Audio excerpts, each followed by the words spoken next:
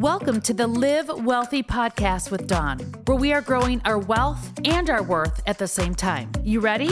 Let's go. Welcome to the Live Wealthy podcast. My name is Dawn Dahlby, and I'm a certified financial planner, behavioral financial advisor, and the CEO of an investment firm called Releve Financial Group.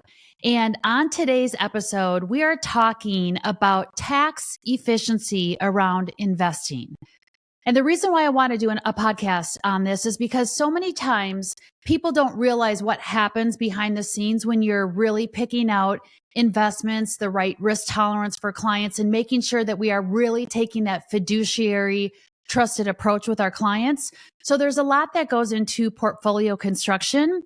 And the main thing that goes into it, which moves the needle the most to help you maximize your returns in your portfolio, is being tax efficient with your investments. So that's what we're going to talk about today on the podcast. And so when I think about how, we as a Releve Financial Group wealth advisory firm, how we help clients is I have put into the firm, I've hired a couple of investment analysts because it's so important to be tax efficient to be able to maximize those returns in one's portfolio. Because at the end of the day, here's the main thing is that us advisors out there that are helping clients build their portfolios, we all have access to the same type of investments. And we think a lot similarly with the portfolio and the investment strategy. The biggest thing that moves the needle the most in investment portfolios is being tax efficient to maximize the returns. So the first thing you need to understand is that when you're thinking about investing your money, the most important thing first and foremost to look at is the risk that you're willing to take on in your portfolio. The risk is determined upon basically your age, which really means the time horizon that you have to achieve whatever goal you're investing your money for. And then second thing with risk is really like how much can you stomach? Because when you invest your money, you will lose money.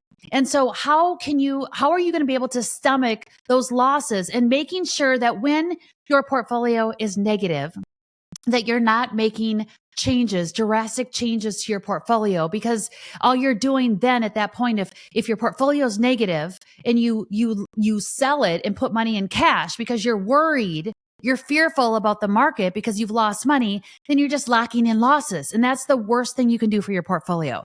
So the first thing is to understand the risk, the time horizon, and how much you can stomach from a risk perspective on investing. And then what we want to make sure is that we're taking on risks. We're taking on calculated risks in an investment portfolio.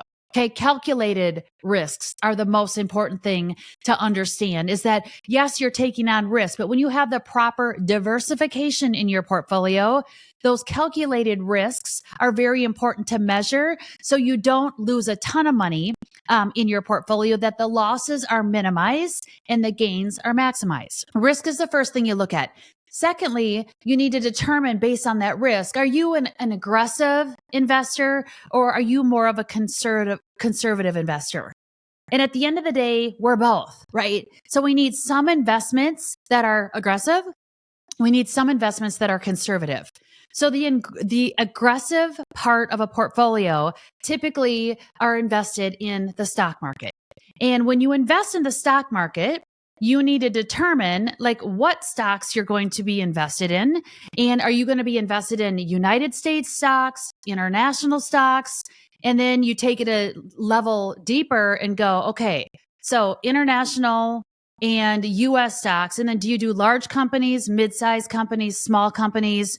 Do you do emerging markets, which are, markets that are just kind of emerging like AI to be able to take on more risk in your portfolio?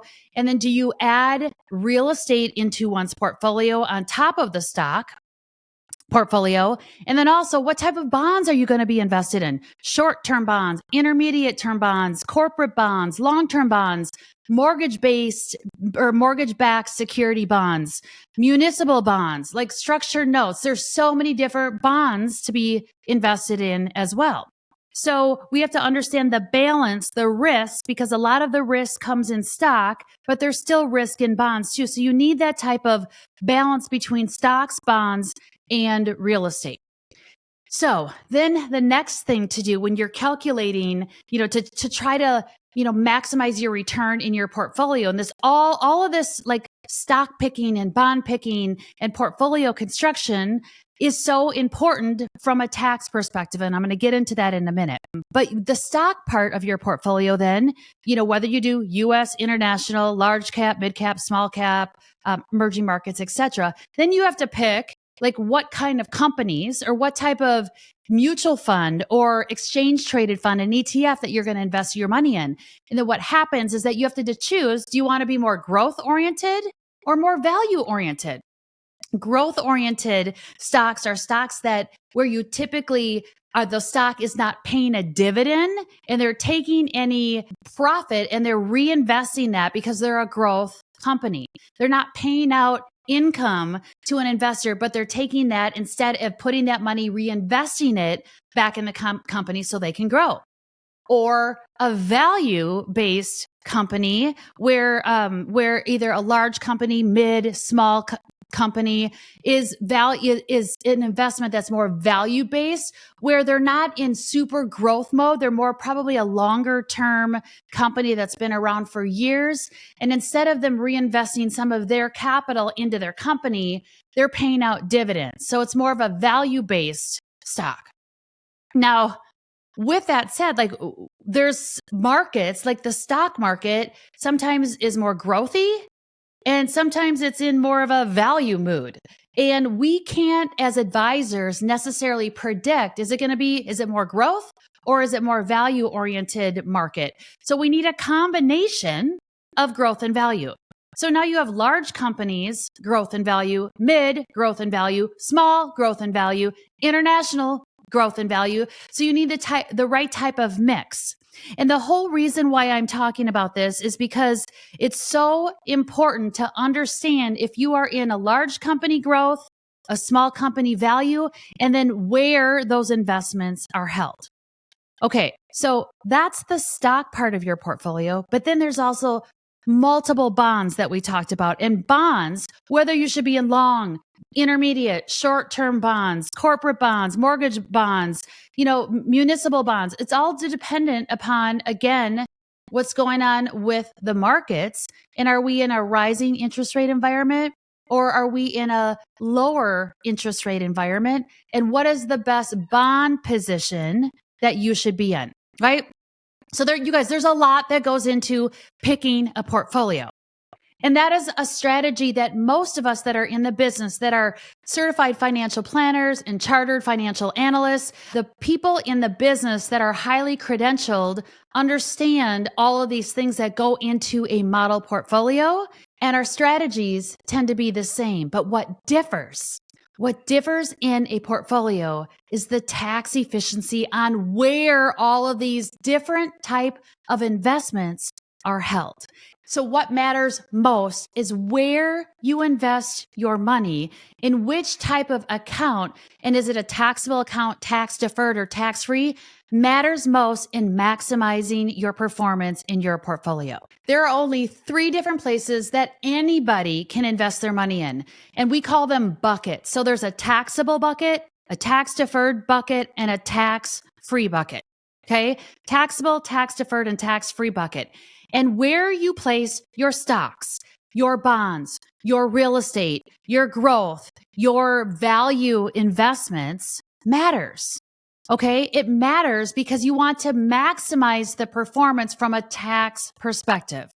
So let's talk about this taxable bucket first. The taxable bucket is where there's flexibility. So it's like a regular brokerage account where you can invest your money in and you have access to it. It's not tied up. There's no really tax efficiency for the most part in a taxable bucket, but you also want to have money there because you want flexibility in your investment portfolio because life changes and we need access to money.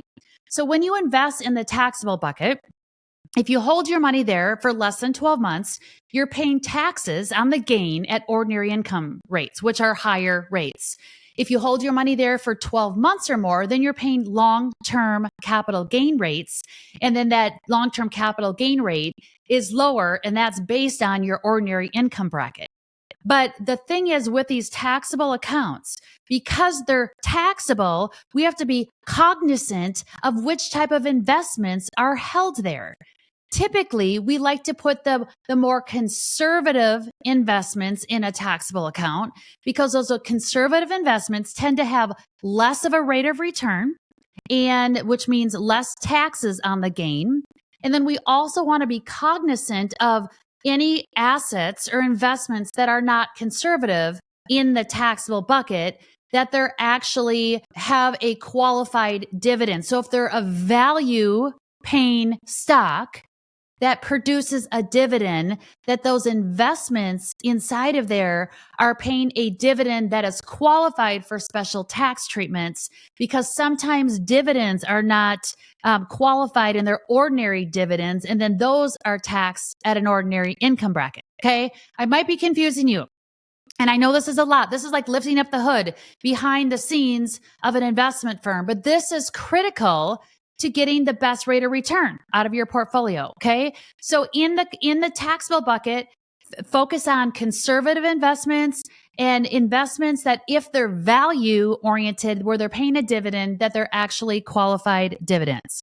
Now, in your tax deferred accounts, this is like your 401ks, your IRAs, your SEP IRAs, where when you contribute in, you're getting a tax break, and when you take money out in the future, you pay taxes on those assets. Now, you typically can't touch those assets until 59 and a half, so we can't put all of our money in a tax deferred position. But when we put money into the tax deferred position, the investments inside of there, we want them to make sure that they're more moderate to moderate aggressive investments, because they're growing tax deferred. And when you are not paying taxes every year on the gain, or when you sell an investment, your portfolio, because money's not coming out to pay those taxes, then when the money's growing tax deferred, they're more efficient. You get more out of your performance. Okay. So the more moderate aggressive investments go in the tax deferred 401k, IRA, etc. bucket. And then we have the tax-free bucket, Roth IRAs, municipal bonds that are typically held in a regular taxable account, but municipal bonds are typically federal tax-free. So for the most part, they're tax-free. And so you can hold those, in the tax-free bucket, if you will, even though they're held in a taxable account. But municipal bonds, some life insurance, and then Roth IRAs or Roth 401ks. And what we tend to do is put our most aggressive investments in the Roth or the tax-free bucket. Why? Because underneath the umbrella of a Roth IRA, that money is growing tax-free. Because when you withdraw from a Roth IRA, you'll never have to pay taxes on the gain. All right. If the withdrawal is done as a qualified withdrawal, I should say. So as you have a qualified withdrawal from a Roth IRA, you do not pay taxes on the distribution out of the Roth. So if your money then is growing tax-free, we would put the most aggressive investments in there. Aggressive meaning they're going to fluctuate a lot. They're going to have the biggest losses and typically the biggest gains in there. And we want the biggest gains in one's portfolio to come from the tax-free / Roth accounts. Okay. The biggest gain under tax-free, because that means we don't pay taxes on the biggest rate of returns in our portfolio. So we need this balance. Okay. If you really want to maximize your returns and have tax efficiency in your investments, we need this balance between taxable, tax deferred, and tax free. And we don't put all of our money in tax deferred and tax free because typically there's a holding period where we can't touch the tax deferred and tax free money until at least 59 and a half for the most part. Okay.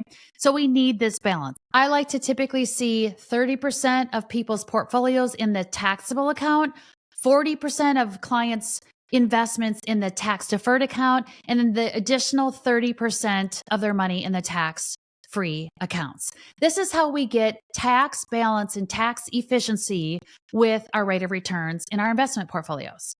So with that said, I know this is a lot to maybe even listen to, but I want you to understand, because this is what differentiates true fiduciary advisors by doing the tax efficient work and making sure that the investments, whether they're stocks or bonds, aggressive, conservative, value or growth, that they are put in the right buckets so we can minimize our taxes and maximize our performance. That takes a lot of work. And to do that right takes, like I said, to have a team of experts in the team to be able to take that time and make great decisions based on the client's goals and the risk tolerance the clients are willing to take on.